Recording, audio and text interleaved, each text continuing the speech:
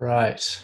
Now, our next presenter, Yanbo Tang. Yanbo is a PhD candidate here at DOS, Department of Statistical Sciences. He's supervised by Nancy Reed and Dan Roy, and he is very keen on his pet parrot. I'll say one last thing about Yanbo, which is that a few weeks ago, Blair and Alex broke the academic system. They published a paper all by themselves. There was no supervisors on the paper at all. And obviously now I strongly discourage that sort of behavior and strongly encourage you to always put your supervisors on your papers. I'll put a link to their wonderful paper in the chat. But Yanbo, thank you very much. Thanks, Rohan. Hopefully you can all hear me okay. Just yeah, and first of all, I thank Rohan for organizing everything. I know it probably took a lot more time than it looks, and time you probably didn't have, so thanks. Really appreciate that. And secondly, yeah, this is joint work of Adukrai and Lei Sun, and we're going to be looking at p-values and how it's placed kind of in the reproducibility crisis.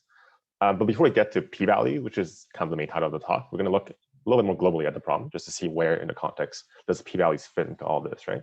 Obviously, it's a very big problem, so there's not one single cause, but one of the major causes, at least the major causes, in my opinion, are listed here. Of course, it's personal opinion. It's not like a definitive list or anything like that. So firstly, I think one of the major issues, which is causing like a problem with reproducibility, is the selective reporting problem and p-hacking.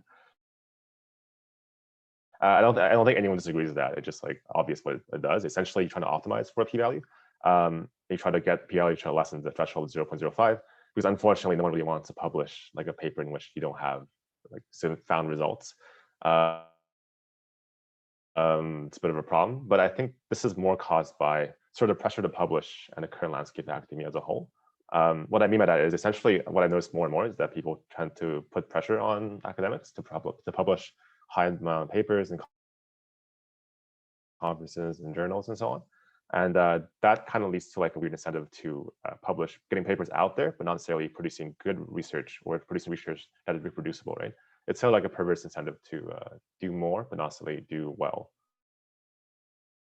or good in terms of for science overall. And just a little like proof of that, I guess, is one of my friends was applying for postdocs and he linked me to this like application page, and found it a bit funny because essentially what you're being asked to do is just to list the number of publications you have in each journal. This isn't, by the way, in case you haven't tell by the journal acronyms, but I mean, it's a problem globally in academia, I think, where you essentially summarize the number of publications you have and you essentially judge on that as your credentials.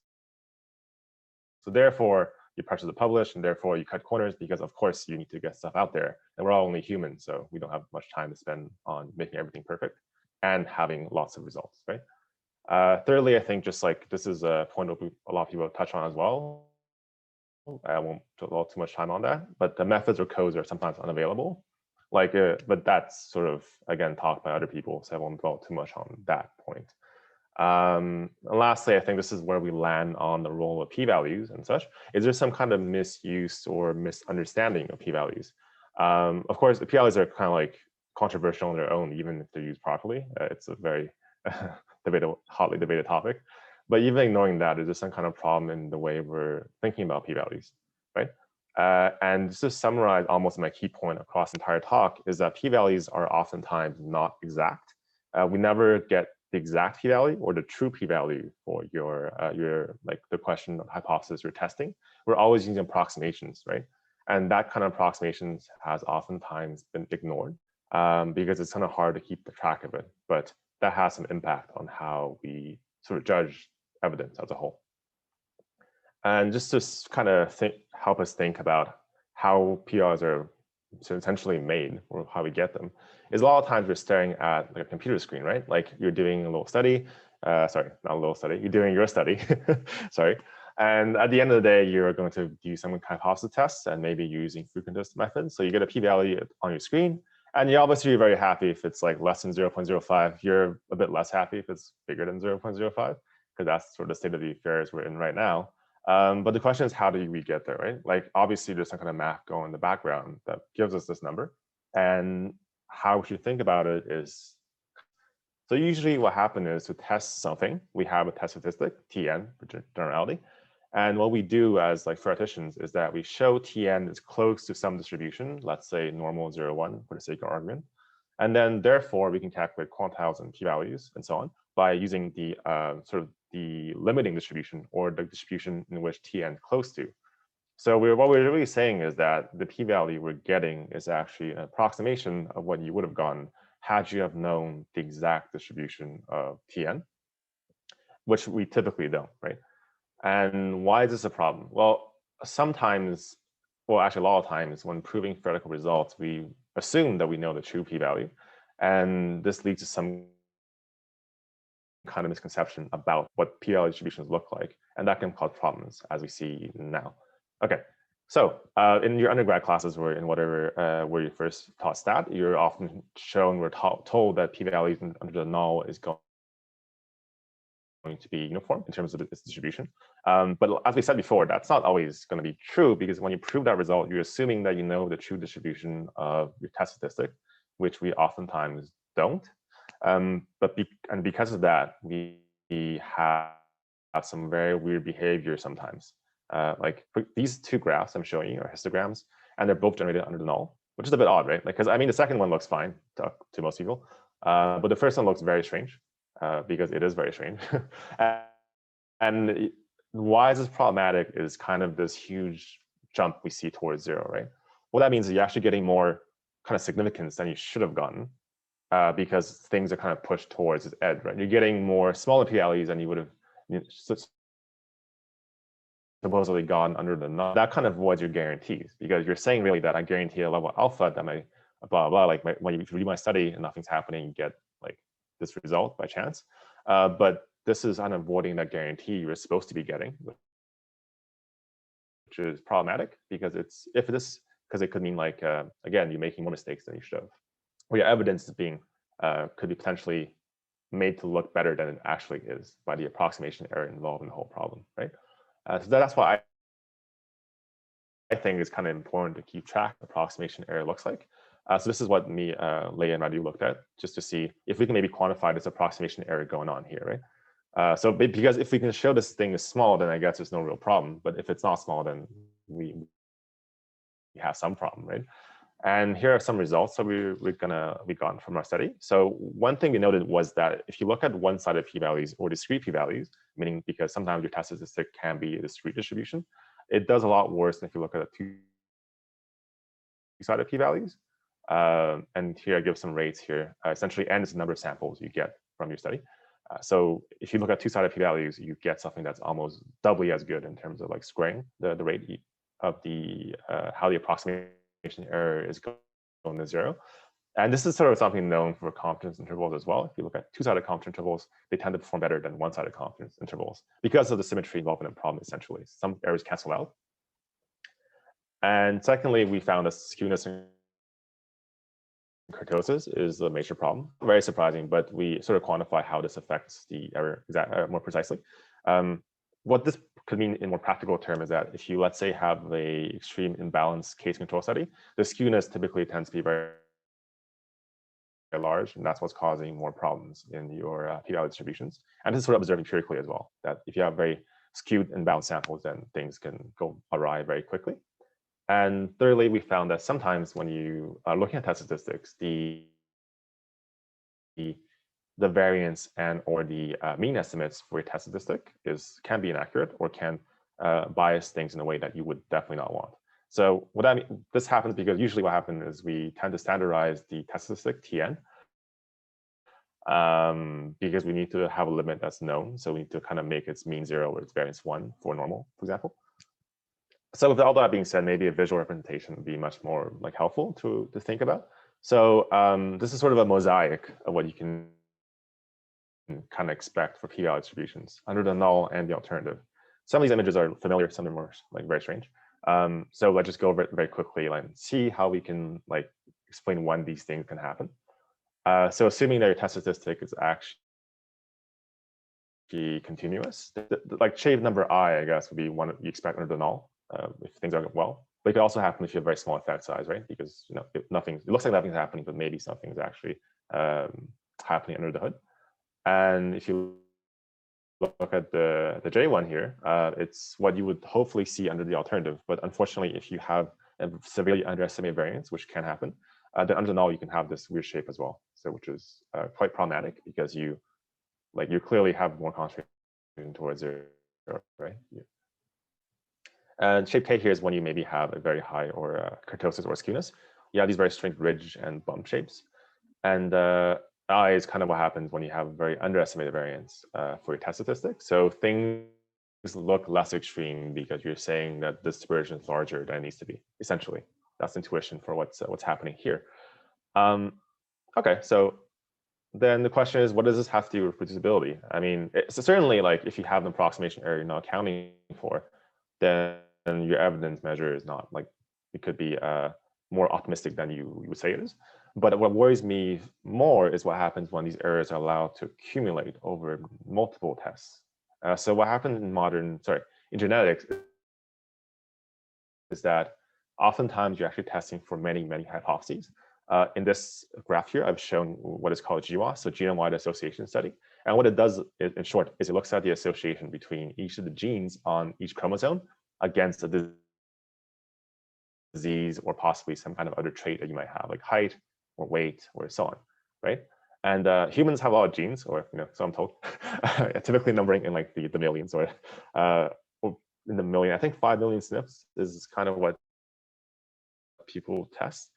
I'm not a geneticist, so so we have lots of genes we're testing for, and the problem here is going to be that if you use the same criteria to reject your null, you're going to have a lot of problem, right? You have 10 million hypotheses.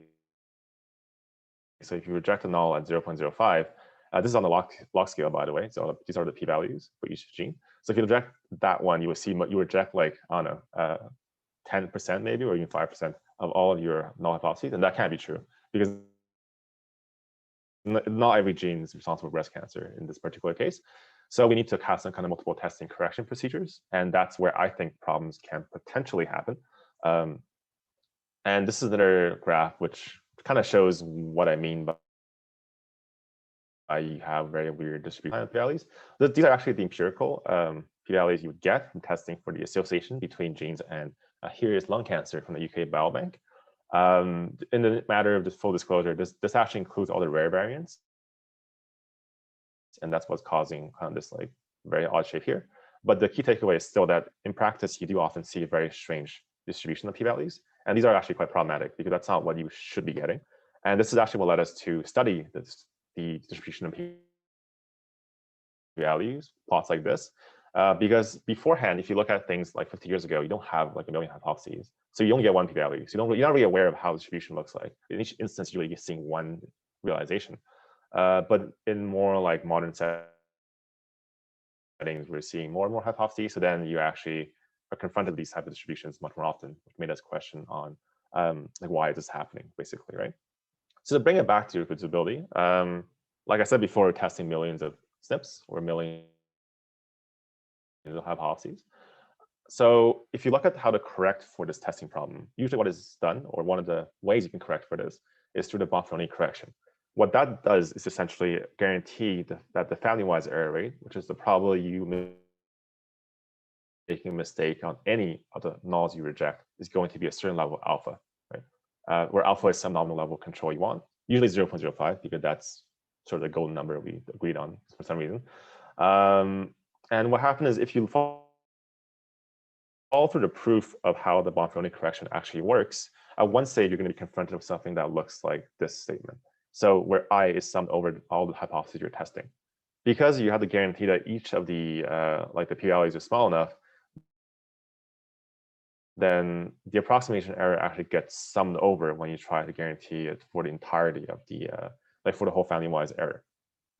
And this summation of the error is kind of what worries me, because even though you might say for a given sample the error is going way to zero, right? Or if you have a very large number of observations, when you're summing over all of these errors across all the hypotheses you're testing, potentially in the number of millions, then maybe this thing explodes.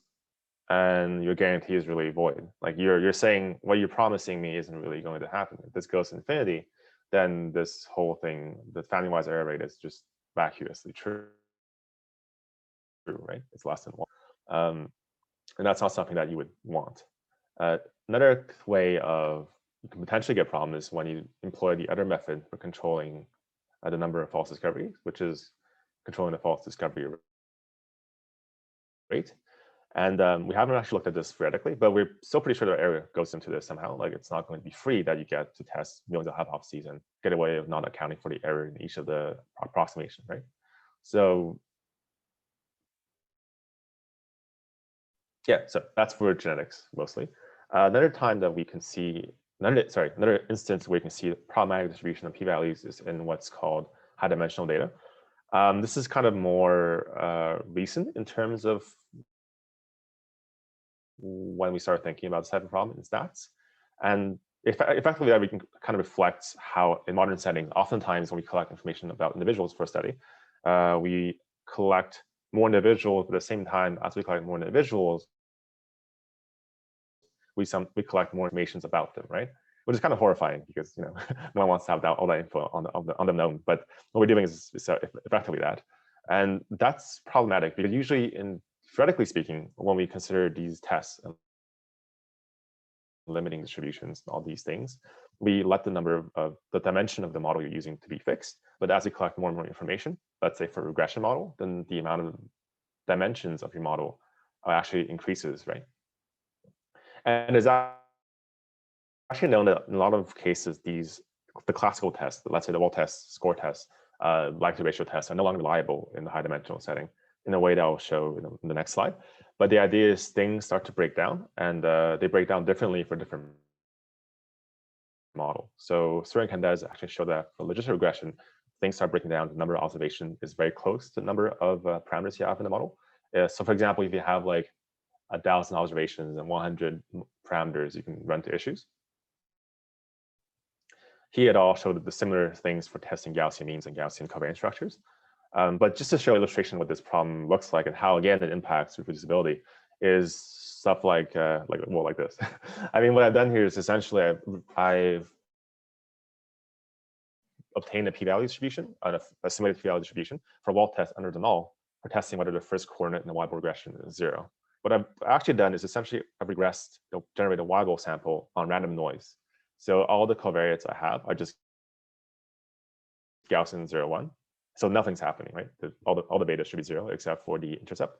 And yet here we see that for 50 covariates and 200 samples, we see a clear concentration of the p-value distribution towards 0. And that's bad, right? Because again, your guarantee on how often you're likely to sort of falsely reject, the guarantee on your type 1 error will no longer be satisfied because of this weird distribution. And again, there's just like nothing happening here. You really shouldn't be seeing this. So it's quite odd. And why that matter is going to be made a bit more precise later. But one question is actually how do you tell if you have a problem, right? Because you only get one data set, so it's hard to tell what regime you're in. Because you can either be in a regime where, like here, we have p is 50 and 200 is increasing as we keep on going. So it's a bit hard to tell where you're at. And to make things a bit worse, when things break down can be quite different depending on the complexity of your model. So if things break down sometimes when p is roughly the order of sample to the third, sometimes they break down when p is roughly n. So it's kind of hard to say exactly what the breakpoint is.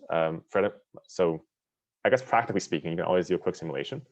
Like supposing that you had a p number of covariates and n number of samples for the model that you want to fit, you might as well do a quick simulation of what happens if you just regress your y's on random noise with the same number of covariates. And if your distribution looks something like the y-ball I showed above, then maybe that's going to be a problem. It's just a sanity check. I mean, it's not the perfect way of doing things, but just to reassure yourself things are okay or not okay, I guess. So again, this issue again can be compounded if you have multiple testing, right? So the approximation error is still kind of quite large. So if you adding multiple testing on top of having high dimensional data, then you can see how things would explode, right? So a lot of the problems we have in modern statistics are sort of these compounding of small individual issues which make things worse and worse and worse. And that's I think that's why it's so hard to solve like everything at once. You have to look at issues really one by one and tackle away at them as much as you can. So yeah, I like complaining a lot about p-values for a bit. The question is, what can we do, right? Like obviously I want to leave you some solutions. So some of the solutions is, well, one solution is maybe we can do better, and maybe better is good because it is good. And so one thing we can do is maybe look at approximations to more accurate test statistics. So common tools we use in higher order asymptotics can be used to improve the distribution of p-values. So saddle point approximation is one such tool. It was actually used recently in Zhu et al., where they looked at it for very extremely imbalanced case control studies. One tool you can look at is the modified likelihood root, which is shown in the usual asymptotics to be extremely accurate. And we looked at a little bit, I looked at a little bit how this thing behaves in high dimensions with Nancy as well. There's the Laplace approximation, which is for our Bayesian friends, and those tend to be very accurate. But how they behave in high dimension stuff is not exactly well known. So why I propose the above methods is that a lot of times these things actually have guaranteed relative accuracy. So it means that your approximation error scales in like this. So it's like P is roughly 1 plus the error of the truth, versus P is going to be the truth plus some error. And this is actually quite important, because if the error is 0.01 here, it's not that bad. It's like 1%, within 1% of the true thing you want to approximate. If it's 0.01 on the additive accuracy scale, that's quite bad if you have a p-value of like 10 to the minus 4, because then it's not even, the approximation error is larger than your actual p-value, right? So lastly, just to leave on like maybe something we can do in the future. I'm not sure how practical this will be, but I think how we're using p-value is essentially almost like a point estimate at this point. It's like a point estimate without giving some kind of dispersion measure. So, which is a big no-no in applied stats, right? You want to give confidence intervals, not just like the point estimate itself. So maybe if we can find some non-asymptotic upper bounds on the approximation error, that could be quite nice. Because then you can say like, if this whole interval is below your cutoff, then that's when you reject, versus just rejecting if the point estimate is below the cutoff, right? So just to show how the sort of proposed methods in the last slide looks like. So this is one example of what I call RSTAR. And you see here in the same Yanbo example, it actually does kind of fix the problem. This looks a lot more uniform than this. That's good for all the reasons we talked about above. But we haven't shown anything theoretical like that, but it could be nice. I mean, always good to consider other methods and more accurate tests to see how things are going for them. And yeah, thanks. I really appreciate it. Obviously, like I know it's hard to pay attention for some of this stuff, but I really appreciate all of you being here. And seriously, thank all of you. And if you have any questions, I'll be on Slack for a while as well. You can DM me or something. I don't mind. And yeah, appreciate it. Thanks, Yanbo. That's great work. We've got 5 minutes, so we might just get through a few of the questions. There's a bit of friendly fire here from the other PhD candidates. So Nana asks, a two-sided test could be more sensitive to p-hacking in severe cases. How about if you have a moderate level of p-hacking, like if you have very strong effect sizes that you were testing the difference for? I'm not quite sure, actually. Fair enough. Think about that. Yeah, sorry. If you want to talk about it after, I can just do that. Yeah, plenty of opportunities. Yeah, I guess. And Shilan asks, there's a lot of papers going around that use p-curve analysis to explore the extent of p-hacking and publication bias. What do you see any implications of your findings for that sort of work? Yeah, actually, that's a very good question. I think that the error in the approximation still propagates through, like almost everything you do, you'll actually have to, you'll affect every measure you base it on. So I think the p-curve is still based on, yeah, I think a lot of times you still pretend it's the actual one. So I'm not quite sure how you'll affect things, but yes, it'd be very interesting to look at how the error propagates through that as well. There's such a lot of work, and where you like now you've got this base, right? You could just do so much with it. Paris Kevi asks, how do we choose the right test for multiple comparisons corrections? Oh, yeah. So okay, so if you, I guess you want the most accurate test you can get, but that's kind of a weird statement, right? Like, so there are tests which are shown to have higher degree of accuracy in terms of asymptotic performance, and usually those are from the field called higher order asymptotics. I think those are preferable, but the problem is that a lot of times they don't work for every model that you have. So my answer would be, if for let's say something in the instrumental family, I'd recommend using let's say RSTAR or something obtained from the data point approximation. If you don't have those, I guess it's maybe best just to do like a quick sanity check using simulation. That's kind of what I would do if you don't know. Like maybe test the candidates and see how they perform on the model in which you know how things are going. That looks a bit like yours when maybe all the covariates are set to 0 or something. Yeah. And Arvind asks, nice talk. Is one of the variants of the p-value distribution that you showed in the plot of 4 more common than any other, or is it sort of impossible to tell? It's a bit hard to tell, but I guess if you have infinite samples, you only expect the top 2, but that's again a bit of a weird thing to say. I think it's realistically it's very hard to tell which one you will have, because the problem is you realistically only see one instance of your data set, right? And it's very hard to gauge from just that one instance whether it's which one you fall under. So yeah, I think it's a bit hard to tell. Lei points us to a wonderful paper about fuzzy p-values, which is unfortunately called defuzzification of fuzzy p-values, whereas I probably think it should be like shearing of fuzzy p-values, or haircuts for fuzzy p-values, something like that. If anyone, we've got one more minute. If anyone else has any other follow-up questions, or if I mischaracterized your question. Jake, did that address your addition, or did you? It did. It was my right. sense. Lei's coming at you with the friendliest of friendly fires. Can you say a little bit more about P under H1? I see. Yeah, it's actually a bit difficult to say stuff about p-value under the alternative at times. But I think the impact is definitely still there. Like all the curves I've shown are both under the null and the alternative. So I guess if you study local alternatives, you can get like analytical results. But if you alternatives are very far away from your null, it could be hard to actually obtain very precise results on it. Yeah, I guess it's a bit of a non-answer, but so sorry about that. We'll just take one more question, and so Kara asks, how could we bring this to the undergrads, or to the maybe not interest stats, but certainly the undergrads, or possibly interest stats. Okay, yeah, it's actually a really good point. I was thinking a little bit about that as well. It's a bit hard to just give them the full-blown theory of it, because it's a bit heavy to teach at the first run, right?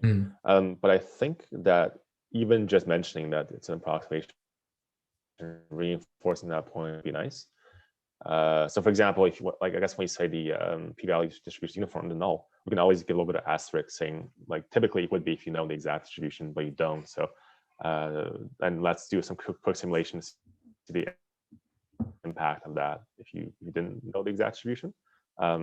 Again, I would resort to simulation, because that seems to be the easiest way to convince someone there's a problem without going to like the full theory and duplication of that. But thank you, that's a very good question. Looking forward to you teaching it over summer, and we'll see the dropout rates the poor undergraduates. No, thank you so much, Yanbo. That was just wonderful. A very clear explanation of, I think, what could have been a very complicated talk. So yeah, thank you very much. Really appreciate you taking the time. Okay.